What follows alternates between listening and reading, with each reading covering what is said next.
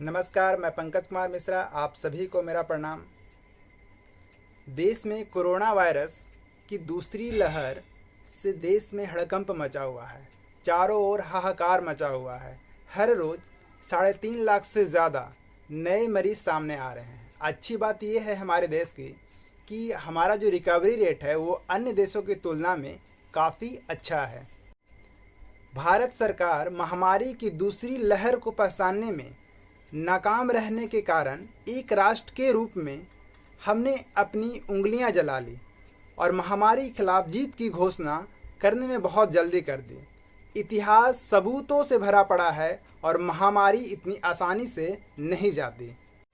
जिस तरह से कोरोना के दूसरी लहर ने बुजुर्गों और युवा वर्ग के पीढ़ियों को प्रभावित किया है, इसमें कहना कतई मुश्किल नहीं होगा कि तीसरी लहर में बच्चों को प्रभावित होने की अधिक आशंका है।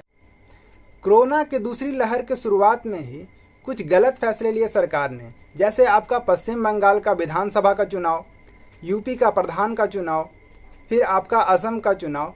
तो ये कहीं न कहीं सरकार के द्वारा गलत फैसले लिए गए। यहाँ अत्यधिक मात्रा में भीड़ इकट्ठा हुआ, इसके माध्यम से कोरोना भी अपना तांडव दिखाने में बाज नहीं आया। यहाँ तक कि खतरे और भी बढ़ गए।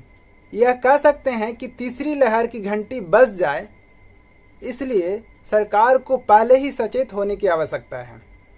भारत में पिछले 14 महीनों से एक अदृश्य दुश्मन ने लगभग 2 लाख लोगों को मार डाला है। भारत की सभी स्वास्थ्य सेवाएं बिल्कुल चरमरा सी गई हैं। यहाँ के लोग भयभीत और असुरक्षित महसूस कर रहे हैं। ऐसे हालात में कोरोना के तीसरी लहर को रोकना है तो सरकार को कई अहम फैसले लेने होंगे। सबसे पहला, सभी बड़े आयोजनों पर 1 साल के लिए रोक लगानी होगी। दूसरा, ज़्यादा से ज़्यादा लोगों को वैक्सीनेशन करना होगा। तीसरा, रैलियों या धार्मिक आयोजनों पर रोक लगानी होगी।